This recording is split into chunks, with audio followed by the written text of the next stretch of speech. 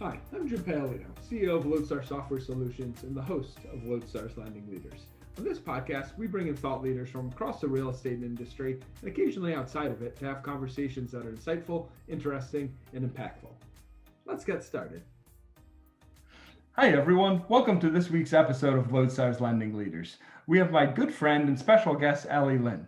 Allie Linn is a mental health and wellness copywriter and founder of Allie Linn Writes. Sorry about that, Allie. And is also another proud Lehigh University alum. I'm really excited for our conversation. We're going to focus today on all things mental health. I believe we're wrapping up Mental Health Awareness Month of May too. So I think this is a apropos topic, always important. So really excited to touch on a lot of different things about the topic. So Allie, please do a better introduction than I just did for you. Tell us a little about yourself, about your company, what brings you here. Sure. Yeah. So my company is Allie Linn Writes LLC. So I used to be a therapist. I was a therapist for 5 years. And I got really burnt out in the field. I worked mostly in inpatient psychiatric hospital settings. So I saw lots and lots of different diagnoses, different people dealing with, lots of mental health issues. And it was a great learning experience, but it really burned me out. And so I found copywriting kind of accidentally. And I knew I wanted to write for therapists when I became a copywriter. So that's what I do. I mostly write for therapists in private practice, although I do write for some clinics and other people in the field. So my clients range from different specialties, but what I do is help them market themselves through search engine optimized or SEO optimized websites, blogs. I do emails, newsletters, social media, a lot of Psychology Today profiles, which is a really great way to find therapists for people who are looking. And I help them connect to their ideal client and increase their services and engagement. Oh, that's great. I see a lot of your LinkedIn content, a lot of, very prolific in getting out there, and it's been great to watch. And one of the things we'll talk about a little bit is kind of the taboo nature of mental health and talking about mental health. And I think, in my opinion, or my perspective, it seems like that is slowly changing. And do you feel that, what effect has the last year or so had on your clients, on the profession, the things that they're concerned about? Is there any shortage of clients for them right now? Like where do we stand? Yeah, not at all. Yeah. So in the beginning of the pandemic, it was very difficult and I was just starting out as well. So I was trying to find clients, and finding therapists in private practice who were just trying to stay afloat. Because at that point, telehealth was like just happening for them.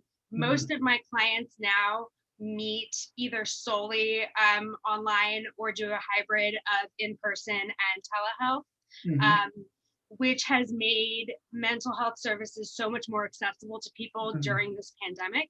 Because essentially, before you were limited to seeing a therapist in your location and you had to find somebody that you could drive to or take the train to or whatever. But now if you're online, you can meet with anybody licensed in your state. So it really opens up to be able to meet with people. I think that what has happened over the last year plus is that so many more people have been dealing with heightened anxiety and depression. Substance abuse is up. People have been drinking a lot more. People who live with, their partners have been going through maybe some major issues, lots more fighting. Maybe people have broken up and couldn't leave their home and they have to live with their ex. Like all of these things have definitely increased unemployment, people losing jobs. Yeah. Losing jobs, absolutely. And so what that's done is that's made my clients, at least, most of them have become a lot busier or are starting a private practice because they're able to get clients in the door. And you talked about kind of the working from home as being really helpful to therapists as a way to reach more clients and speak to more people. I think that's a double-edged sword, right? Because aren't there a lot of challenges from working from home that increase people's need for therapy in the first place too? Like what exactly, like where is now everyone being home ridden for close to a year, fit on all of that? Yeah, well, I think, first of all, I think there's a lot of anxiety around going back to work for people who are actually thriving at home. Mhm. I do think that there's so many people whose lives have been completely uprooted from having to work from home. Mhm. And, people who have kids now suddenly and they're at school, at home, they have to deal with that, increased isolation just in general, when you don't have your colleagues to walk to down the hallway and stop by or go talk to your boss. Like, you have to schedule a Zoom meeting for everything. That really affects people's mental health. So I do think that, yes, it's been great for therapists to be working from home, but I also think it's hard for the employees who are working from home to find that balance. One of the things I've seen about working from home, and my wife has said this too, as well, as like the joys of the job kind of got sucked out. Right. And that was that in-person interaction. I'm finally back in the office. And the other day when we were in the office, it was a new space. So we were out of, we had no utensils. So it was like, okay, let's just walk to CVS, get utensils and come back and eat lunch. And like, there's no virtual version of that. You're not going to like video chat while you're walking, or just like so I feel like, especially for people who thrive off of that in-person interaction, for people that are extroverts, I think that that's important. I think that's one thing I've learned about myself too, is I think you need some level of that in-person interaction. And obviously everyone's different from, where they get energy from and things like that. But I think it's definitely, I know for myself, made myself more aware of like trying to get some baseline level of that in whatever way I can. Yeah, and I will say, as someone who works solely from home or wherever I am, because I have location independence, but it's just me and my desk and my computer.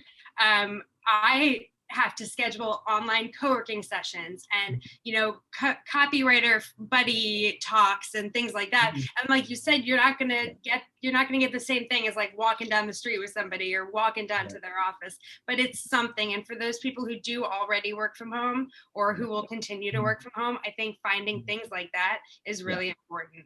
You forgot about our one-on-one business sessions too. I did forget about our one-on-one business sessions. They're Jim lots has of been fun. helping me out when I first got started. That's okay. Very humble brag for you of, being your second year of your own company and doing really well. So it's been fun to watch. But when you think of, writing and communicating about mental health, it's always been such a taboo subject, right? Especially, as we get into and talk about kind of generations, Lee. So how do you approach talking about something that generally people don't feel comfortable talking about? Especially, I'm in an industry that is generally much older too. Yeah, so the first thing, just thinking about the generation part of it, is I think that younger people, I think millennials, or elder millennials even, as we are called, essentially, apparently. But I think that our generation and the generation below us is starting to talk about mental health a lot more. We're starting to say like, well, I go see a therapist, or I'm feeling really depressed, or man, this pandemic has me feeling so isolated and anxious. I think that social media is changing that a lot. I think there's a lot more I see on my feed anyway. And I follow a lot of therapists, but I follow a lot of activists too, and just friends who are posting, about Mental Health Awareness Month and what does that mean and things like that. As far as the writing part goes, I would say, I write a lot of blogs and websites, and I think that therapists that I'm writing for are touching more on the bigger issues around mental health and trying to destigmatize it and destigmatize coming to therapy. So for example, I'm writing a website for a therapist who's starting a private practice, who is working with people who are victims of narcissistic abuse and what she calls coercive control. And so our whole approach is destigmatizing getting help for being in an abusive relationship. So just even the approach of the words we use and trying to get people, yay, congratulations, you're here, you're taking the first step. That's kind of the approach that a lot of my clients like to take. Of just, I'm glad you're here. I mean, the first, been seeing therapists on and off for many years. And that first step of, I'm someone who cold calls people for a living, right? As a business owner, and like trying to cold call therapists and get an appointment and figure out what works and go from there is, definitely a very frustrating process. Yeah. And that's, one of the pieces of my job is to help remove the barrier to finding a mental health professional that will meet your needs, whether that's a psychologist or a psychiatrist or a therapist or a counselor, like finding what works for you. And, for me, it's about getting my clients front and center in a Google search, because that's the thing, right? When you're looking for a therapist, you're going to turn to Psychology Today, or you're going to turn to Google. Yeah. Therapists who deal with depression near me. That's the kind of thing people are typing in. If you're lucky enough to have insurance that covers that, you can go through your insurance website. But then I remember looking, they had mental health and then like 100 different categories too. Of like, what about this? What about this specialist? What about all of these different things that people can focus on? So it's definitely overwhelming very quickly. And that was, I think, one thing that got me really, it was eye-opening for me of, I was in a fortunate place where I was not, I was choosing to go through this because it was something I think is truly helpful for anyone. But it wasn't a like urgent this second need. And it made me worry of people who actually need that help yesterday, actually being able to get that quickly. Yeah. And there's different levels of care, obviously. So, people who are truly in crisis are going to emergency rooms and inpatient like hospitals. People who are, just starting therapy for the first time might be looking at something like BetterHelp or Talkspace online, where it's less intimidating and cheaper, or finding people who do sliding scale. Like you said, it's very intimidating and scary to take that first step. For sure. I've been in therapy for, since I was 15. So I don't remember taking that first step, but I know that it was probably scary. Yeah. And then even now, I'm sure if there was times where you ended up switching therapists, it's like, oh, we have to go do all of this again and rehash and everything like that too. And then one question on behalf of therapy patients everywhere, what are they writing down? What are the therapists writing down? What are they writing down? I always thought, it depends, right? But I never, Sure. I mean, they're taking notes. I mean, think about how many clients your therapist probably sees, right? So they're taking, notes on maybe the person's name that if you're dealing with an ex-boyfriend and they want to remember that person's name. They're writing down, what your affect is like. Are you coming in, completely flat and miserable looking, so they can remember that for the next time? What are some key things that you said that they can remember for the next time? It's all about that. It's not necessarily about analyzing you, even though it might feel like that. And I think a lot of therapists are steering away from writing their notes during a session and write their notes after, so they can truly be with you in the moment. Okay. I was just always curious. So figured there's no better person to ask than that. So, and I think it's been interesting about talking about it more and more. And you had mentioned, how people can talk about it. And I think even aside from, the situations you talked about it with narcissistic abuse, I think I saw somewhere someone told me that people now end their days more tired fully working from home than when they went into the office and didn't commute or didn't go anywhere. And I don't know exactly why. I don't know if it were the things we talked about where there's just more of a strain because like the more joyous parts of the job are gone or what. But I think acknowledging that like just your normal day to day, if nothing else, is draining in and of itself. And I think you have to take into account, what is your home life like when you're working from home? Do you have kids? Are they around all the time? Is your partner working in the space next to you? Are you sharing an office? Or are you just completely isolated and just focused for the whole day? And suddenly it's so draining, like you said, that there's no energy left. Whereas when you're, in an office, you can take breaks and talk to get some coffee, talk to your coworker. Maybe at home, you're just working straight through. Yeah. And I think that's a good point. And that's one thing I've found interesting myself is one of the nice things about a commute is you leave the office, you close the door, you have a 20 minutes, whatever it is to drive or take a subway or walk and decompress. And I always call it, you exit your day, right? Even if you work later, even if you work at things later, but it's a symbolic ending of the day. And you don't have that when you're working on your couch in your kitchen or on your table or anything like that. So Oh, I was joking in the beginning of the pandemic. I think for me, it was changing my work sweatpants and putting on my just hanging around sweatpants was kind of my exiting of the day. But I think it's definitely tough when you don't have that as much anymore. And especially now, you brought up, it's interesting because I think there's so many things that can be helpful and hurtful at the same time, right? We talked about work from home and increasing access to therapists. You talked about social media, which obviously is a great way of people talking about mental health, but I think it's probably a pretty big cause of mental health related problems. oh, sure, for sure. Even Yeah. just thinking about, like, as a new business owner and Mm. trying to be more visible on social media, Yeah. the pressure of having to post 3, 4, 5 times a week is so Mhm. much that, like, I've had to take, breaks from it Yeah. and feel like I have to apologize for not being on social media. I mean, you're absolutely right. So I think I think it goes both ways.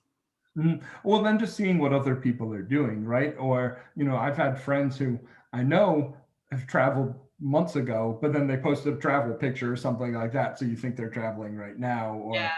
just all different things like that, like the perception versus reality. And there came a time where I took Instagram, I took Facebook off my phones. I can access it on my computer, but that cut down hours a week of what I was looking at. So I definitely think that that's something that is really important if you kind of see where those types of triggers are coming from.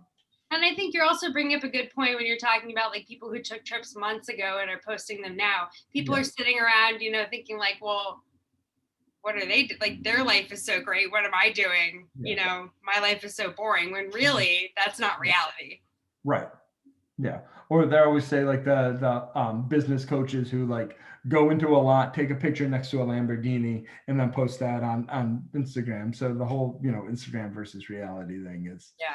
there's a lot to it. So a lot of who we talk to on this podcast, who listens to the podcast, are professionals in the mortgage industry, people who have been fortunate in the last year that it's an industry that is really excelled because of low interest rates, because of people sitting in their houses for months and wanting a new house now, so deciding to move or things like that. But I think that creates a different type of stress in and of itself, whether it be a survivor guilt, whether it be just general burnout. And is there advice that your clients give or you give to managers or people, running departments, people in companies, of generally how they can kind of support that type of thing? It's really interesting. I'm actually working on a blog for a clinic that I write for right now, about mental health in the workplace. Mm-hmm. So that's really timely that you brought that up. Yeah, I think it's important for supervisors and managers and even the executives to really educate themselves on work-related mental health issues. I think I said this before, but some of the common ones are like anxiety, depression, and panic attacks. Like that's what a lot of people who deal with at work, might come up and affect their job. So if an employee is having an issue, that can be supported by the team in an environment that's non-judgmental. I think that's when people start feeling comfortable enough to talk to the supervisor or manager about what they need and what they're dealing with, or maybe I need to leave early for a therapy appointment, like just letting them know. But I think that you need to be, I think everyone needs to be aware of, the person next to them could be and probably is going through something that they may not understand. And I also think that as a coworker, what you can do is things like not make a person who needs to take a mental health day or two feel guilty that they left you with a bunch of work to do, that kind of thing. Like just being supportive. I mean, I'll share a story. When I worked in inpatient psych, sometimes I would get panic attacks before a group to the point where I couldn't go on the unit, and someone else would have to take my group over for me. And, my colleagues were very great about that. My supervisor was not. She did not like that people had to step in and help over something I had no control over. So being an understanding boss is really important.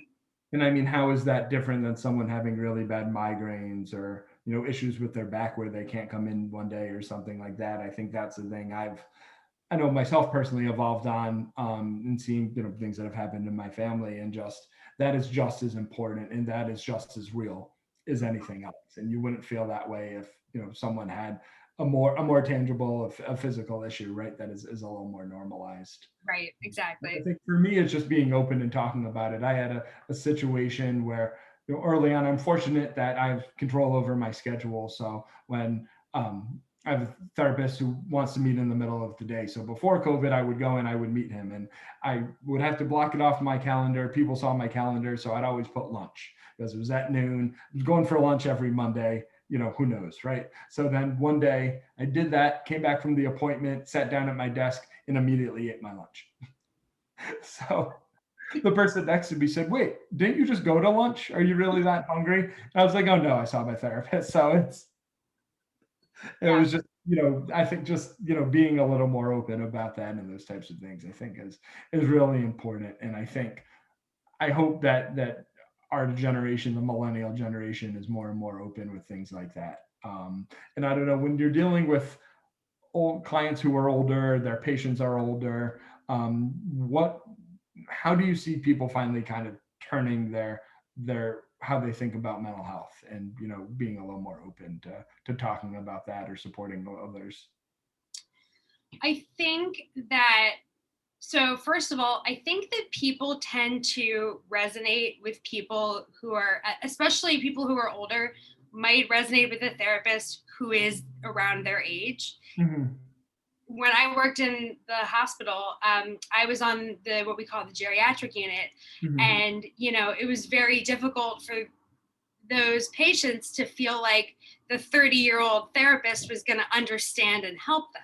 Right. So I think that when it comes to the older generation, having a therapist who is in that generation is helpful. Mm-hmm. And I think when you're talking about, what you're writing for a therapist of an older generation who works with people in an older generation, it's going to be different. You're going to speak to different pain points, right? You're going to speak to, maybe the different types of depression they're going to feel post their, kids leaving the nest and, right. and becoming a grandparent, and the life transitions of getting older. And, that's something that's going to be spoken to by someone maybe of a different generation than say someone in our generation who's probably working with people around the same age, right. or younger. No, I think that's a good point. And earlier you had mentioned Talkspace and I think it was Healthfront. I forget the other one. BetterHelp. There's a couple. There's another one called Amwell. There's a bunch of them out there, online therapy platforms. Yeah. So tell me, I see advertisements for that all the time. I've never really know a ton about that. How is that helpful for people looking to get involved? What is kind of the place of those types of services in the industry now? And it seems like there's a lot more of them. Yeah. So I think that the difference between, especially now, like we talked about with so many therapists in private practice being online, I think that the difference is you might turn to a platform like BetterHelp or Talkspace if you maybe have never been to therapy before. They tend to have cheaper options. I don't know if they take insurance, but I know that they are a cheaper option than maybe someone in a private practice who you pay out of pocket. It's still face-to-face video therapy, it's face-to-face video therapy, and you have access to them via a chat. As far as I know, I don't know a lot about BetterHelp and Amwell and Talkspace, but the thing about those places is I think they're good resources for people who are intimidated by therapy and want to see a counselor, which is different than someone who's going to really dive into the psychotherapeutic issues that you're dealing with. So I was actually talking to a couple women today, and I was in preparation for this. I said, so if you wanted to go to therapy, would you prefer someone in private practice or BetterHelp? And they all said private practice. Because they felt like that person would get them and you could build a relationship over time, whereas you don't know what you're going to get on an online platform. And I don't want to put them down. I'm sure that they're great for people, but they meet different needs. That's more of kind of an accessible starting option. I think so, yeah. And you bring up a good point of the difference between a counselor, a therapist, a psychiatrist, a social worker, um, behavioral therapy versus, was it psycho? I forget the other kind of the Like other psychodynamic versus like dynamic, right? Like EEP. there's just so much to understand about Yep. it. And I think that's probably why it can be very overwhelming too. Is there, if someone is looking to start for whatever reason, how do you even dive in and start to understand all of that? Yeah, I mean, I think Google is your best friend when it Yeah. comes to that. I think all Mhm. of us are Googling Yeah. everything these days. Mhm. And that's actually another place where, my work comes in, is that I'm trying to get my clients on page one of Google, so that if you're Mhm. Googling, Right. something, so like back to the narcissistic abusive therapist, Mhm. if you're Googling, how do I find help for narcissistic abuse or for abusive relationship, I want to make sure she gets to page one, so Yeah. that you find her and you see she is the one to Yeah. help you with this. Mhm. But I also think Psychology Today is a really great resource. Mhm. I've used it a bunch. Mhm. Every time I've changed locations, you can do Mhm. it by location, you can do it by, the types of things that they specialize in. I write Mhm. a lot of Psychology Today profiles for my clients, Mhm. because, and I know that they've come back to me and said, after we changed my profile, I got booked. Yeah. So it works, and it'll send you Mhm. to their website, and it'll send you to their email and that kind of thing. Mhm. So those are places where I feel like you should get Mhm. started. Okay. No, we'll make sure we post that, and definitely want to stress, get started, look for that. There are a lot of resources out there, and there's no bad way to start, right? Even if it is a talk space or something like that, like that first step is the toughest. Right. And it is the toughest. And I think also, there's the worry that your therapist, I also write about this a lot. Like, my therapist is going to judge me, or my therapist is going to, not understand me. And that's like a big worry. And, that's the complete opposite of what, if you're a good therapist, what you're there for. And the one reality of searching for a therapist is sometimes it's not a good fit right away, and you Yeah. have to find a new person. And so Yeah. you have to be, I think, if you're taking that step, you have to be ready, to explore several options, Yeah. and not think, well, this didn't work out, so Yeah. therapy isn't going to work for me. Right. There's the difference between the therapists themselves and therapy as a whole. Exactly. Yeah, and I think you brought that up earlier about finding someone generationally is a good fit, or anything else kind of makes sense. Everyone's approach will be a little bit different, I Hmm. think too. And Um, even when it comes to gender, having a therapist who you right. feel can relate to you. Yeah, and I don't know, and I think so much of that comes to personal preference, right? Of what works versus doesn't, or who you want to talk to, or things like that. So Yeah. the more you try, the more you can kind of see what works, what doesn't work. Yeah, Certainly. definitely. So I know we talked about a lot of different things right now. Is there any other kind of major trends that you feel in mental health? I know the apps and a lot of that type of thing is a big thing. Virtual visits. Anything else that you're seeing across, the other people that you work with? Yeah. I think just back to what we've been talking about, you know, making therapy seem approachable. Mhm. That's something whenever I work with a new client, I give them a questionnaire. And one of the things that I ask them is, what are words that you think your ideal clients are describing you as? Or what words and values would you describe for yourself? And almost every single one of them, it's approachable, it's honest, it's open, it's calm, so I think the approachability part is the one I see the most, is like, I want people to feel like they're going to be listened to and Mhm. seen and heard and all of Mhm. these things. So I think that, yeah, I just think that if you're going to a therapist website, for example, you want to feel like you can approach them. You want to feel like you can sit down and have a conversation with them, and that they're going to understand you and be, really listen to you. Mhm. Yep.